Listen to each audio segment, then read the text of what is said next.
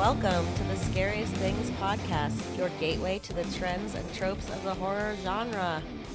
This is episode 147, live from New Orleans and my dining room. This is the Overlook Film Festival recap. Woo! All right.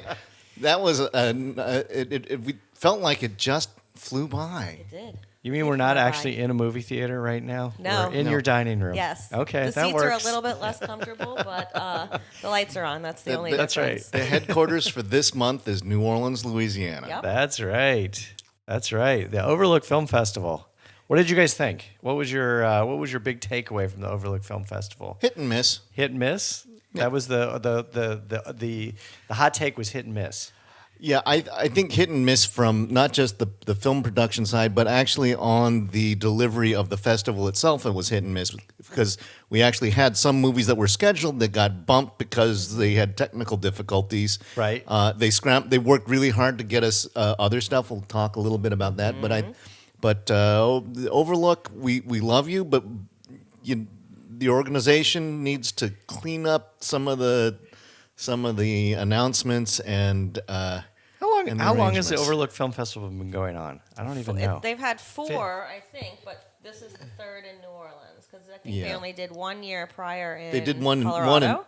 They did two previously. They did one in Portland, or on Mount Hood, on Mount Hood, and that's why it was called Overlook at Timberline Lodge. Right, and then didn't they do one at the Stanley? Yeah, they did one at the Stanley, but it was called something else. It was the same organization, and then they moved it to Mount Hood. This is their third time in New Orleans. Okay. Glad to have them back here. Yes, we indeed. were at the Canal Place Britannia Theaters, so we didn't have to run from venue to venue, which was good and also bad because you don't get to get out into the quarter as much and really escape. Right. But it was nice that it was air conditioned Yes. and all in one place, and you would just walk out of a theater and straight to a line. So it had pluses and minuses about being in one spot. Yeah, I like the fact that they put in lots of gaps between the films that gave you ample opportunities to A, take a breath, B, get some Twizzlers, C, meet other horror fans, film directors, actors, actresses, etc., and kind of just mellow out a little bit. And that was buy nice. a lot of merch from Super Yaki. Yeah, Super Yaki. had some really Super Yaki cool is stuff. really cool. Yeah, look up Super Yaki if you don't know that name already. They are a Houston-based company that does primarily one-off horror products. Deep cut. Really cool stuff. Really cool Really, stuff. really cool stuff.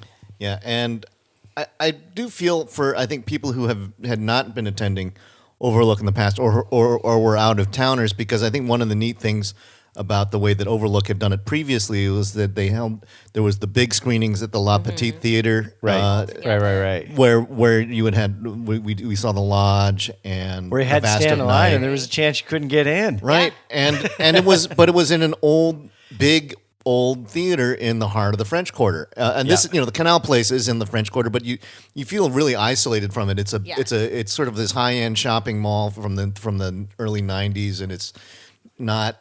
It doesn't have the New Orleans character that if you're a tourist, you kind of want to soak in the atmosphere, because I know that Not a shopping mall. Yeah, not a shopping mall, but because the Royal, was it the Bourbon Hotel or The what? Bourbon Orleans was their Orleans, base for the first year, so 2018, and then they also had things at La Petite and at Canal Place because that's our downtown movie theater. And then 2019, their bases were Canal Place, La Petite, and the Hotel Peter and Paul, which was over in the Marinate, which, while an amazing space, that was a little far away to get to things. Yeah, you really had to hustle across the quarter to get from place to place. And it's hot, y'all. You don't want to be running across the quarter. You will arrive very sweaty. Yep. And even though it feels great to walk into an air-conditioned theater, about 5 minutes later, you're like shivering because all your sweat has dried onto you. That's right. That's right. And I think the other thing that was sort of noticeably absent this time was there were less other activities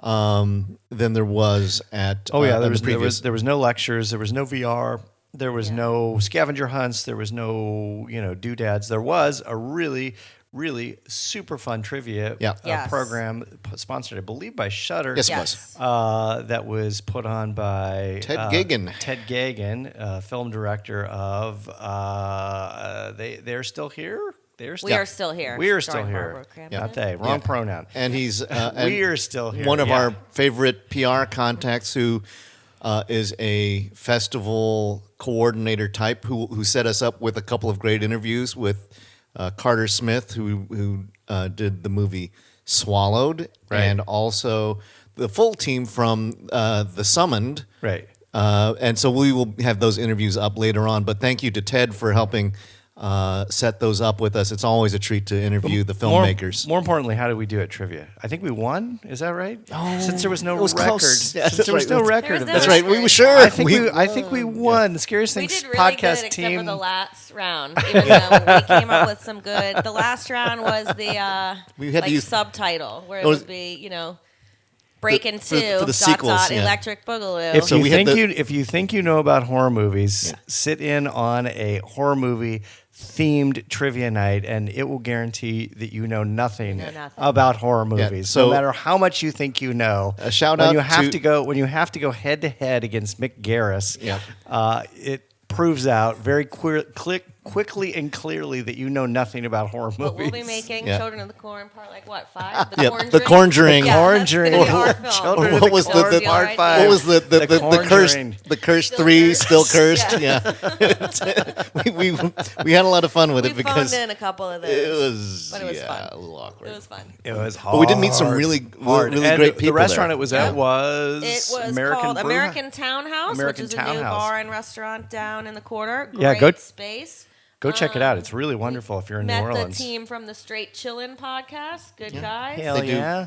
And we had a really, really good time. Weather was great. Food was great. Drinks were Yes. great. Yeah, Yes, and yes. the food. Questions were I had a great. fried chicken sandwich that was right home about that one. That was awesome.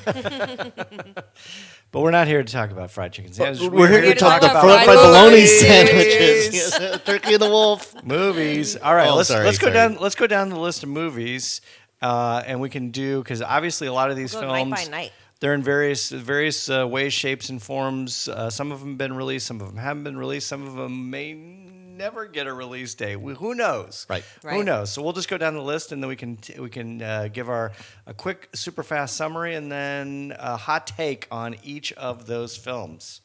Liz, do you want to lead us off, or do you want? Sure. I have the You- list up here. Okay. Well, we from the kicked Overlook. off Uh-huh. the opening night Yeah. with the. She said U.S. premiere of Mona Lisa and the Blood Moon, which is the new film from Anna Lily Amanpour, starring Kate Hudson and Craig Robinson, filmed in New Orleans. She described it as New Orleans AF. She did. Liz, She doesn't you- live you- in New Orleans, so okay. It had some great characters. Kate Hudson was actually really good. There was a character named Fuzz that I loved, but the movie was not a horror movie. Probably not. Sort of dark fantasy. Dark fantasy, but it had an amazing soundtrack, like one where I will go find that Spotify playlist or soundtrack and purchase that. I loved the soundtrack.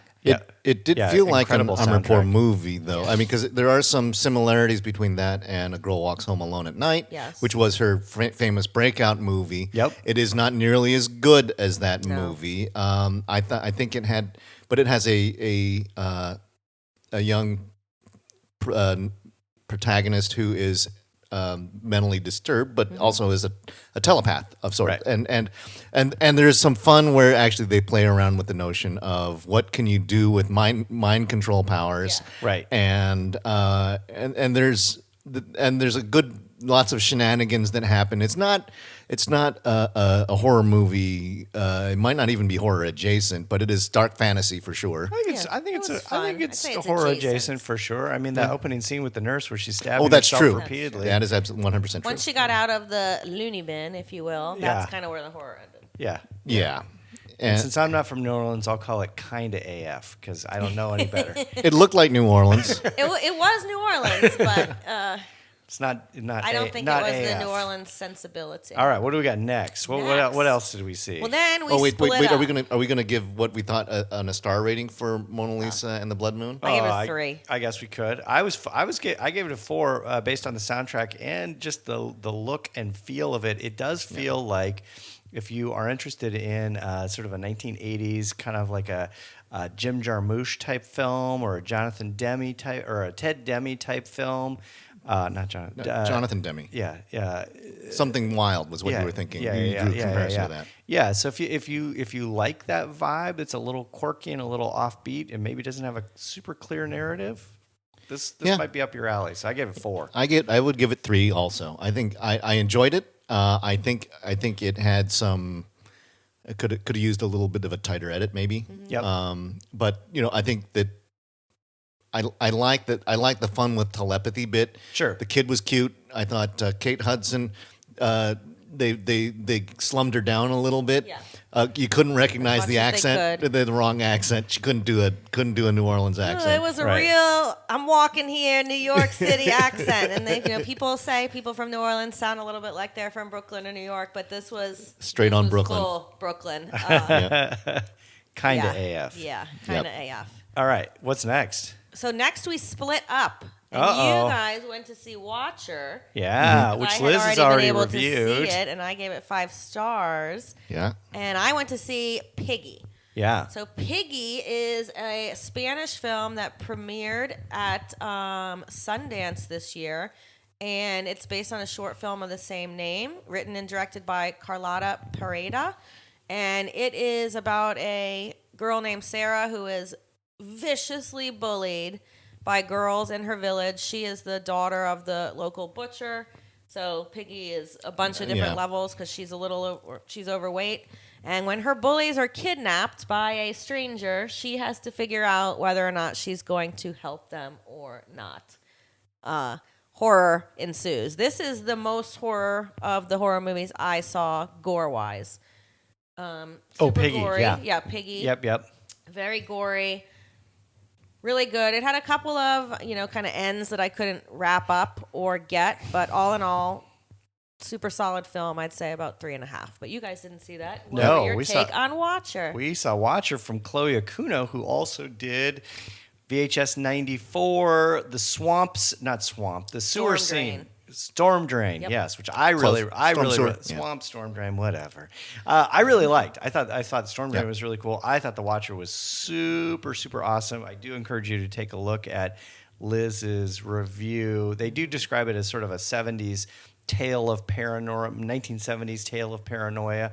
I think that's probably pretty fair. It does have the feel and the trappings of kind of a 1970s film. Maybe even a little giallo-ish, lowercase g giallo. It is a fascinating film of a serial killer in a foreign country in Romania.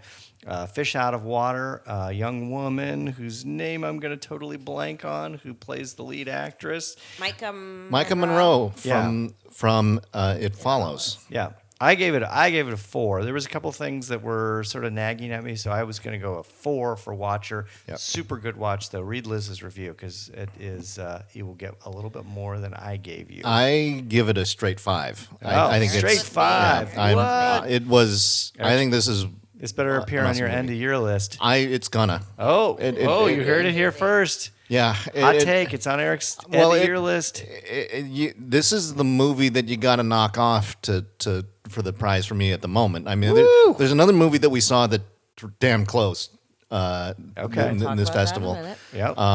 But I think this is how you do a tense thriller. Yep. I think it reminded me sort of Repulsion in some ways, and sort of in the intensity of it, and it's a quiet build. So, folks, it's not just because it's in an apartment building. There's because it really is about a woman who's a fish out of water and having difficulties in a place like Romania, and it looks cold and wet and dreary, but at the same time beautiful. It's strangely a hypnotic kind of a setting. Absolutely gorgeous cinematography. Yep. Opening night was the encapsulation of opening night was like lots of strippers. There were strippers in all the movies we saw. Lots and lots of strippers. Yep. But so you can make your own opinion on Watcher because it is in theaters now. Yeah, go to the theaters. Please go see it. It's an original horror movie. Yeah.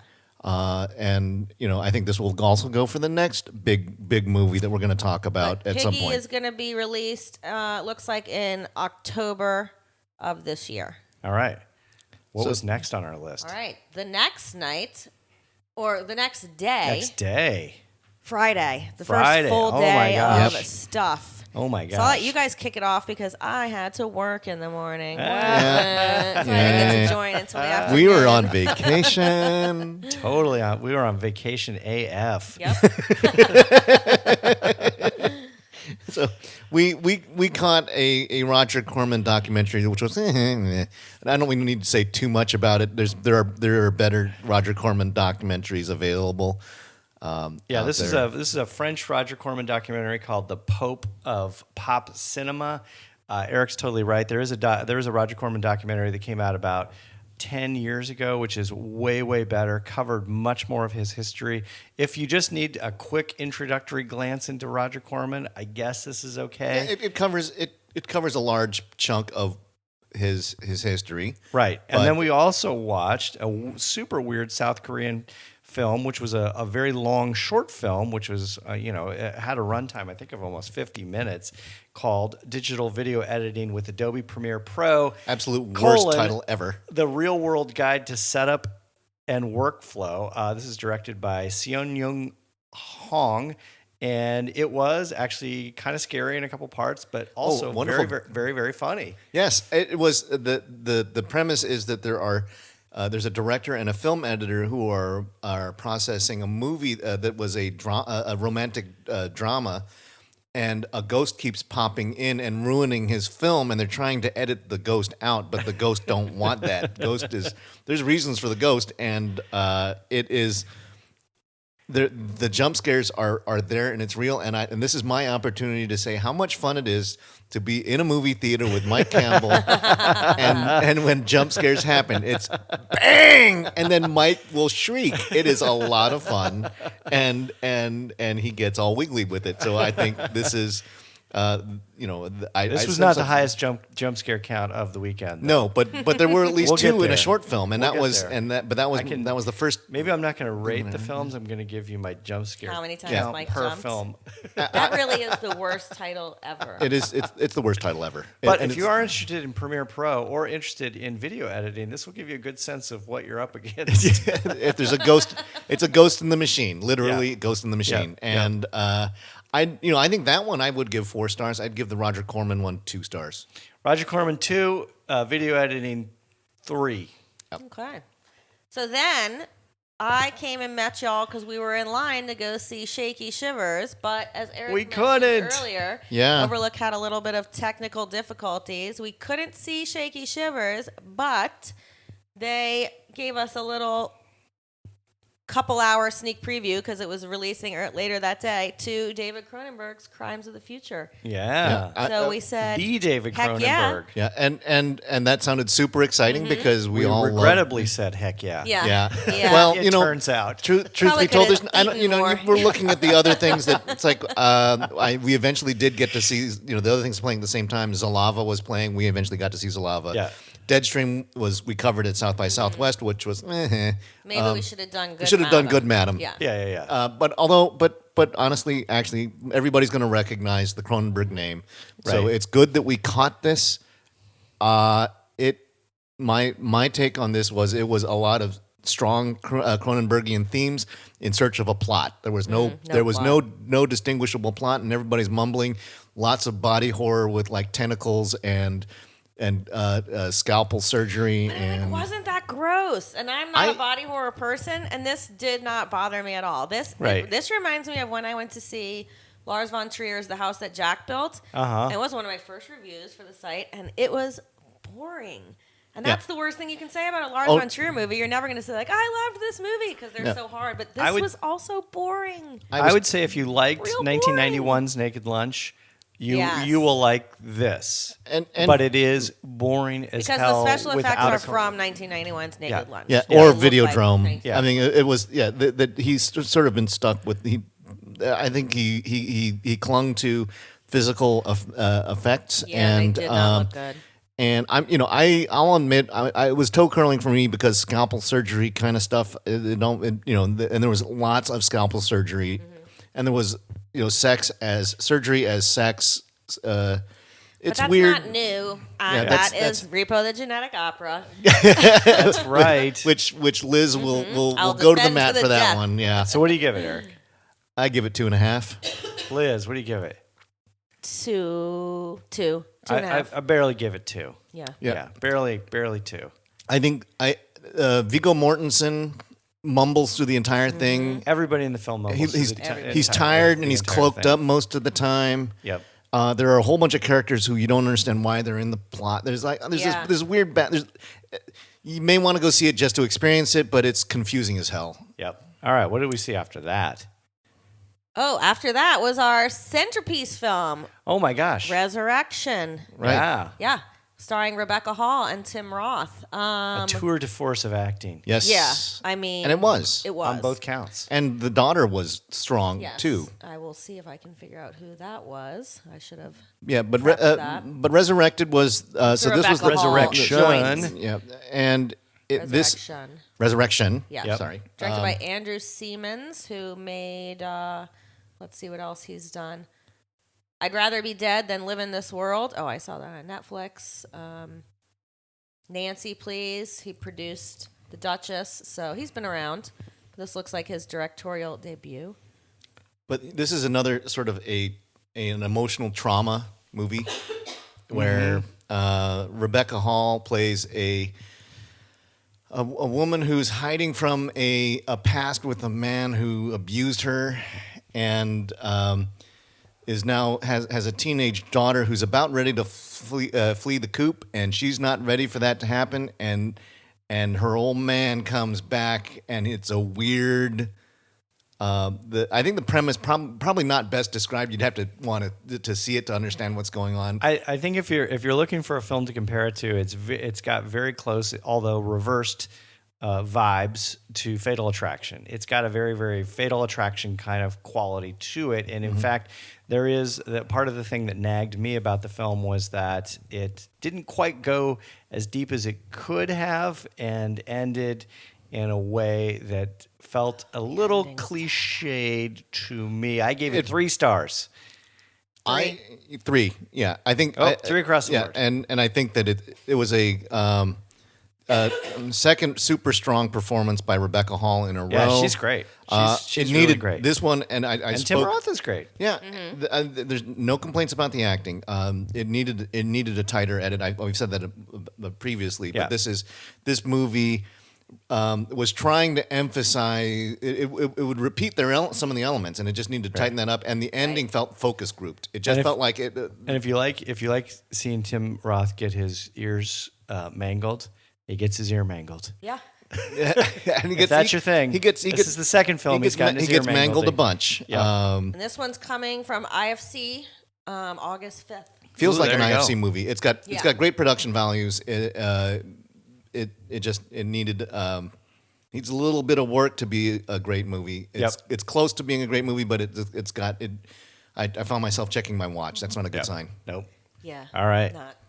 Okay, so our next one to wrap up Friday night was The Summoned. Yeah. So and this is a movie that was we actually got contacted by Ted Gagan.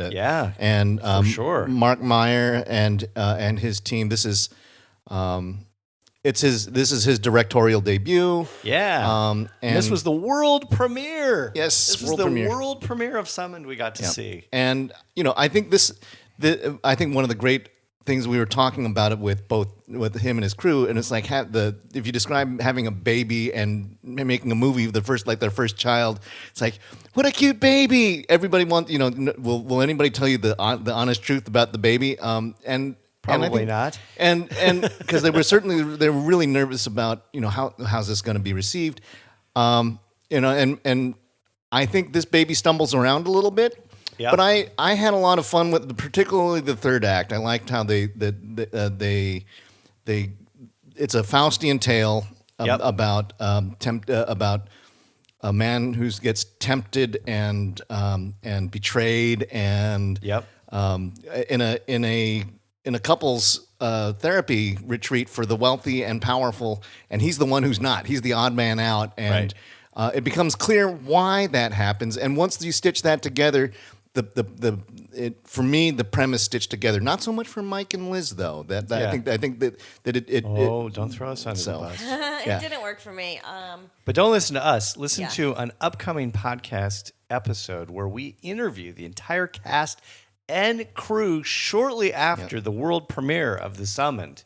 Yeah. Stay tuned for that, and you will get a much deeper dive into The Summoned, what made it tick, and some of the incredible, absolutely incredible challenges that they faced in making this film. Yeah, I think I made an analogy to this in the baby analogy. Yeah. There's like big time labor pains with this one because the difficulties of having to have that's right, not just getting hit with the pandemic, but getting hit with the ice storm of the century in Texas that took their power completely off the grid, and they had to do this with backup generators and trying to edit on the fly. Tough sled for your first movie. For a lot of these folks, and I thought it's like bravo team that you pulled it off. Congratulations. So, but I gave it 3.5 stars. So I thought it was fun. But it's I'd like to see how this team grows up. Yep. I was 2.5, 3, somewhere in there. 2.75. Do we do 0.5? You can point however you want to do it. I gave it a 2. Yeah. All right. Okay. All right. Saturday. Oh my gosh. Interview morning. Yes, we did lots of interviews, and we've already talked about all those interviews. But stay tuned because they will be posted very shortly. And then our early evening Saturday show was another world premiere from our friend Carter Smith, and it was Swallowed. Heck yeah.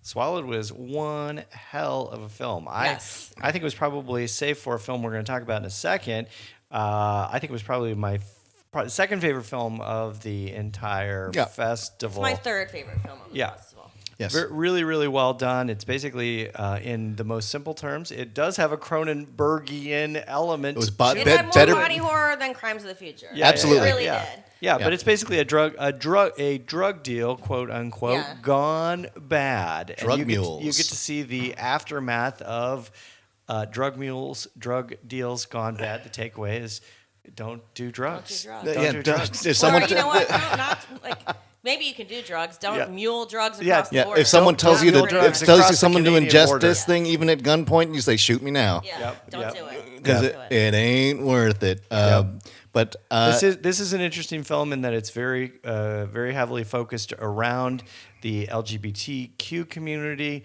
and so for that it's very interesting. Obviously, this is Pride Month, and so it had a sort of a double impact. I think it's a great film. I would say I was going to go about a 4.5 on this because it is really well done. I think Carter Smith knows his way around a camera, and he did tell us in his interview, and again, don't listen to us, listen to the interview we did with him. He did tell us that he does consider himself to be a firmly parked in the horror director, but more specifically, the queer horror director.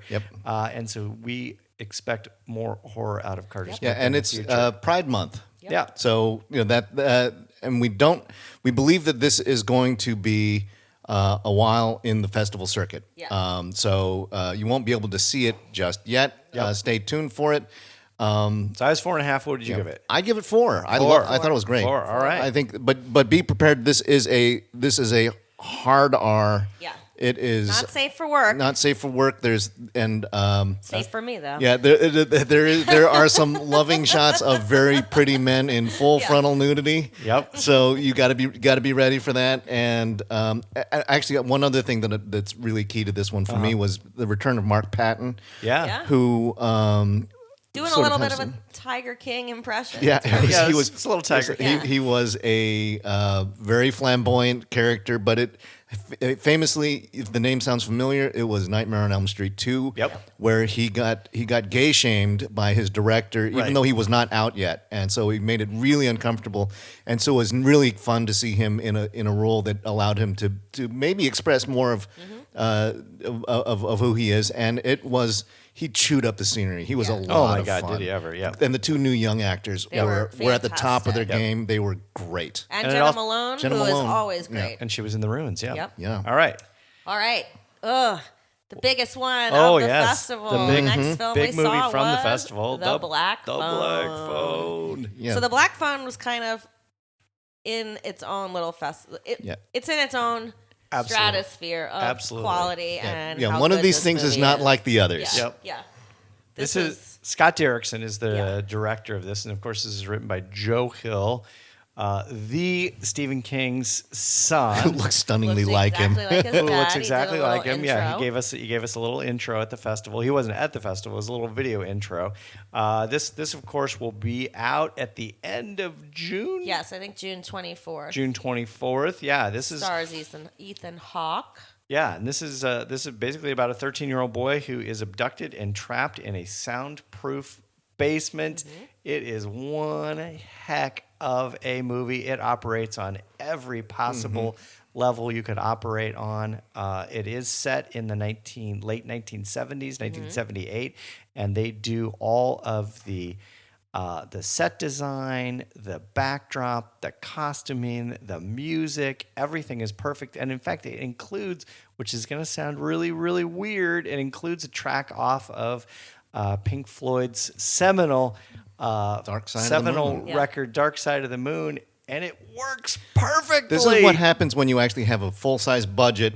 Right. Yeah. And you could go to Pink And Floyd a and really say, good hey. source material, too. Yeah, some of the best child acting you will see in your entire life. Yeah. Yep. The kids are There fantastic. is a moment. What do we have the little girl's name? Yes, her name is Madeline McGraw. Madeline McGraw. You killed it. Yeah. Yep. There is a moment where she starts crying, and it makes you. It made me want to go into the fetal position, and it was, it was not the through line horror part of the story. It's a sideline horror portion, Right. And it was amazing to behold what she pulled off there, and in a movie full of great acting, full of great kids, and there's a lot of kids, and they're all awesome. Yeah, Yep. they're all great. And I think that the most important thing is it's an original story for the or it's not a rehashed sequel, Right. prequel, reboot. Yep. It's a big studio taking a chance on a new franchise. Go support this movie. This is kind of like going to go see it. You really want to say. This is better than it. Yeah, I'm here to tell horror you. Better fans than go it. That's check a hot these things take. out. Yeah, that's a hot take. So, Liz, but more importantly, the most important thing, How many times did Mike jump? 4 times. 4 times. Clean out of my chair. Yeah, it was. Out of the 4 chair. jump scares, clean out of my chair. And he actually had his knees up to his chest and his hands in front of his face. He's not a God-fearing Christian, but you wouldn't know it from watching him in the theater because he looked like he was praying before those jump scares hit. Intense. It's great. I would give it a 4, maybe 4.5. Yeah, All right. I think it's a 4.5 for me. This one was a pushing a 5-star, and I might even just throw a 5-star out there just to get people to it's like recognize this is the kind of stuff I want more of this. Yep. Because this is no doubt about it. It's a big studio movie. When you see the Universal logo crawl across, Yeah. and after you've been seeing a bunch of these other ones where it takes 10 companies to make a movie, and then you get the big Universal crawl, it's like, all right, here we go. Yep. And This it is feels this is a 5-star movie for me, and it will be on my end of your list. Hot take right. part 2. This one could be. This might be on my top 10. It's almost certainly going to be on my see. top 10 list. We are only Early. in June. Right. We are halfway. We haven't hit horror season yet, We and will we're see. off to a good start with this one. Halloween So ends. our next film, I don't think it's going to be on any of our top 10 lists, but it What? was still good. What? Was She Will. Oh yeah. Yeah.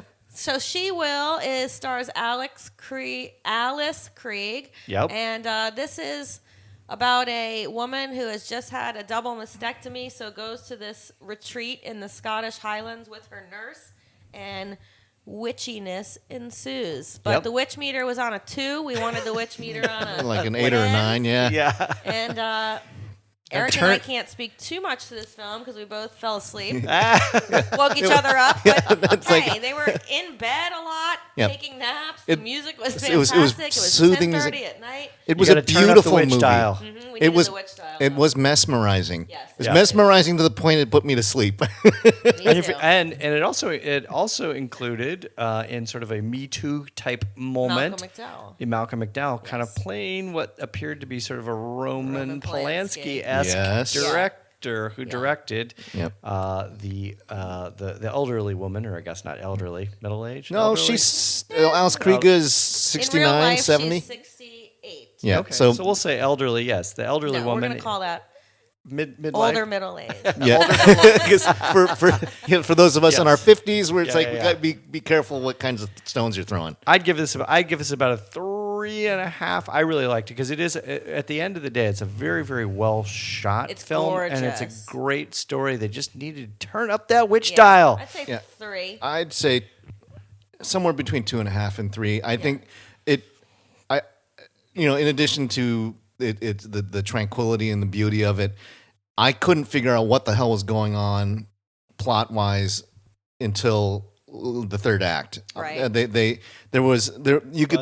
because you were asleep during the second act. Yeah, I was asleep during the second act. It doesn't help. That's the trick. The opening. So you have to give it. Watching the second act is the trick. To get into the It's like, movie? So you have to give it a 2.5 with a big asterisk next to it. It's like I was sleepy.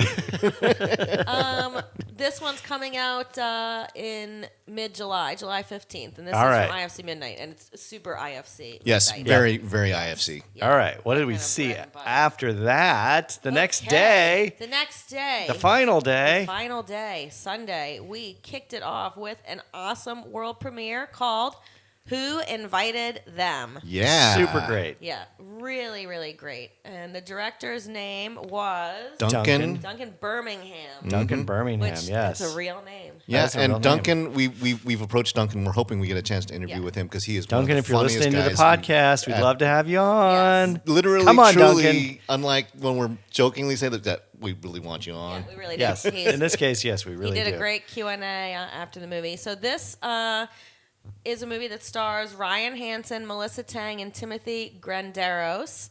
And the summary is Adam and Margot's housewarming party is a success, but one couple lingers after the other guests, revealing themselves to be the wealthy neighbors. But as one nightcap leads to another, Adam and Margot suspect their new friends are not the neighbors. Yeah. Dun, dun, dun. And that is literally all we can say about this, because if we Yeah. go any further into this film, we will spoil it massively. Well, I can say there are some fantastic story arcs to the characters. Wonderful story arcs. Yeah, and Great you'll recognize acting. Ryan Hansen in one of the biggest story arcs. You'll recognize him from the Friday the 13th remake, and he was Veronica Mars. He plays Dick on Veronica Mars. So any fans he was in will Veronica know. Mars, and he was in last year, year before's Fantasy Island as well. Eating Marshmallows will recognize him. And Timothy Granderos is from 13 Reasons Why. So people who watch Veronica Mars probably watched that too. I did. And, The intruding neighbors are What? Hey. You and Ryan born Hansen? many years later. No, me and Timothy Granderos. Oh, very nice. Very nice. Shout out to Timothy September Granderos 9th.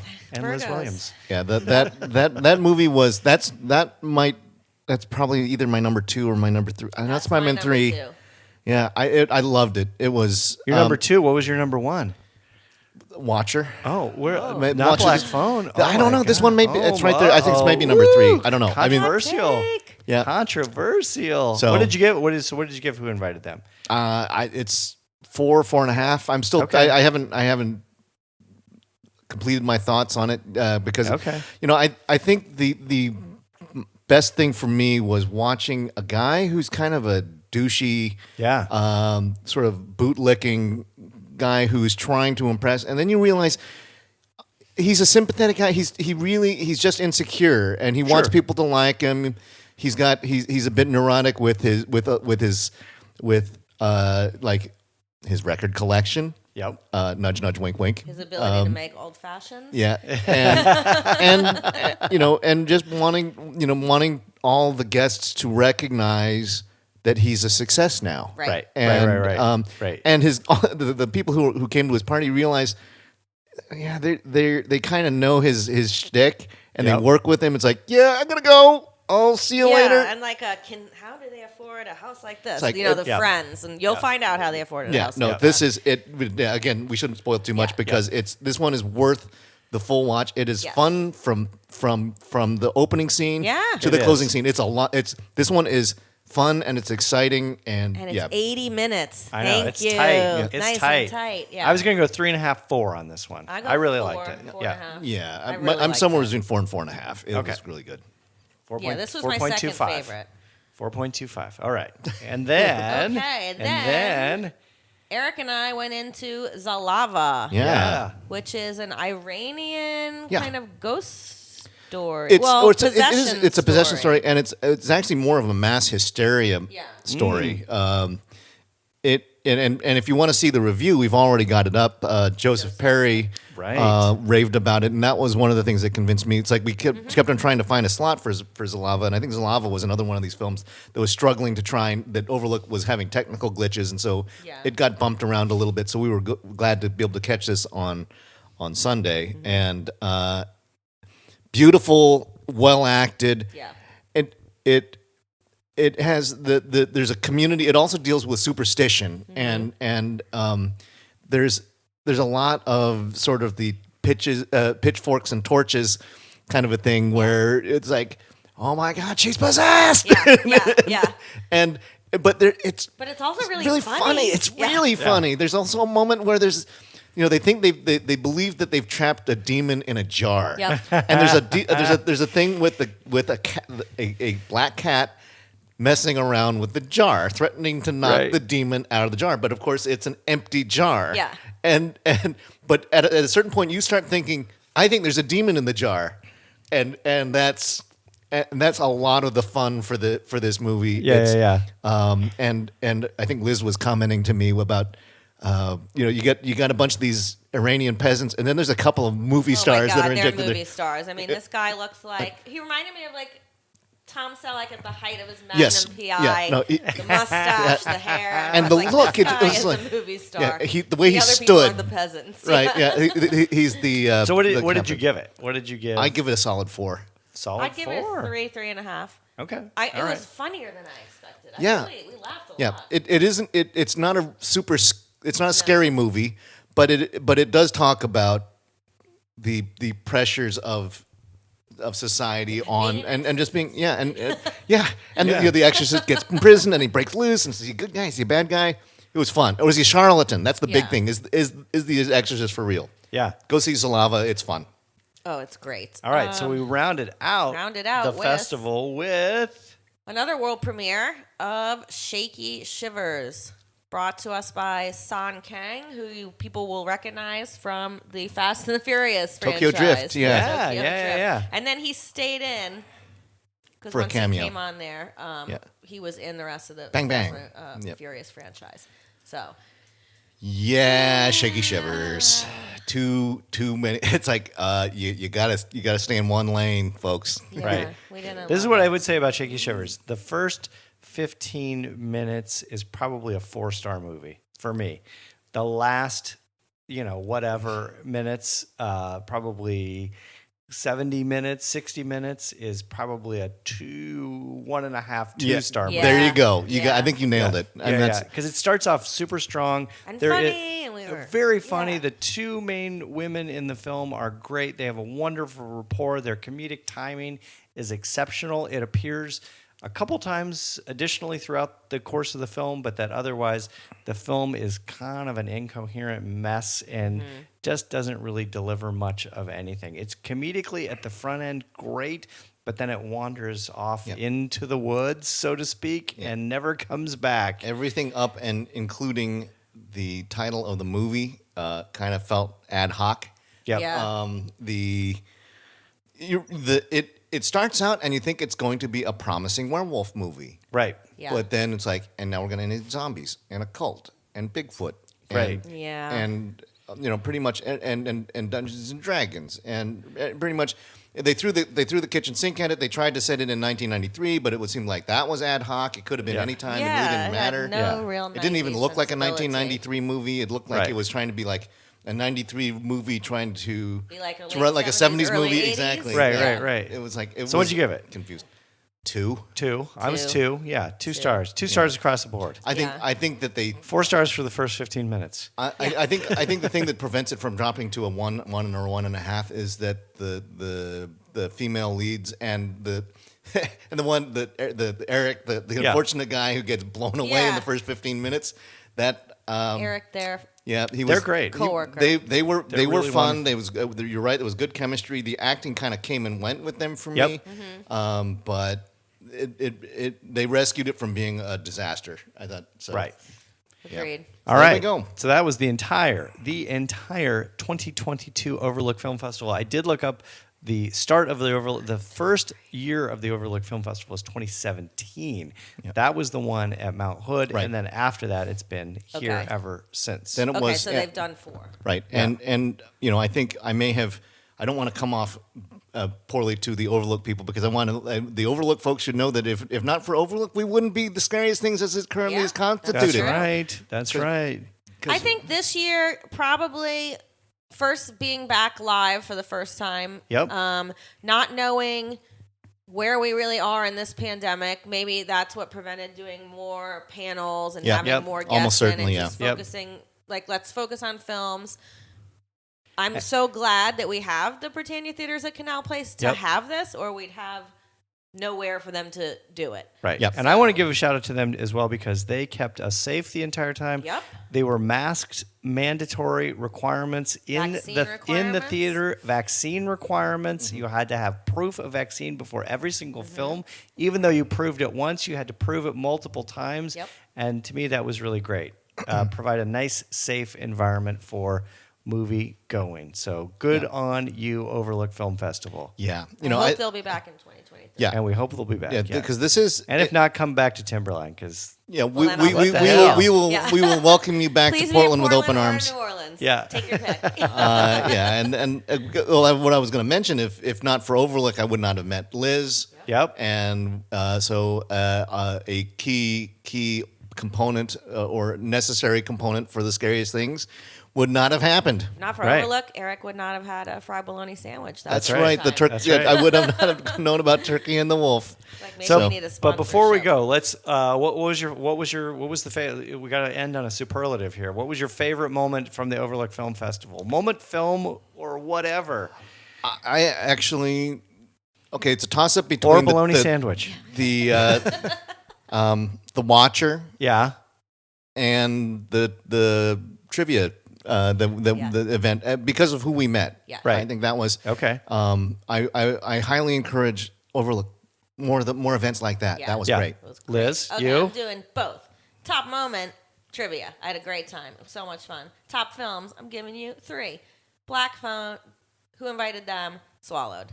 All right. 1, 2, 3. I would say my favorite thing was getting to sit down and spend about 45 minutes talking to Ted Gagan. Was fascinating discussion. Hopefully we'll get Ted on the podcast soon. I got a real solid understanding of how things work in the film biz, which I just absolutely didn't have. Yeah, it was kind of like a collapsed masterclass. Yeah, so that was really great. Best film of the festival was definitely Black Phone. That is just an incredible movie. I hope it gets more accolades, as Eric said, and is recognized as being, this year's great horror film. Sign the that little girl up for a supporting actress. She's gotta win. Yeah, and the kid too, Mason something. He was great. He was great. He was awesome. All the ghosts. They were a lot of fun. So all right. Yeah, it was. Overlook was a success. That's a wrap. See you next year. Yes.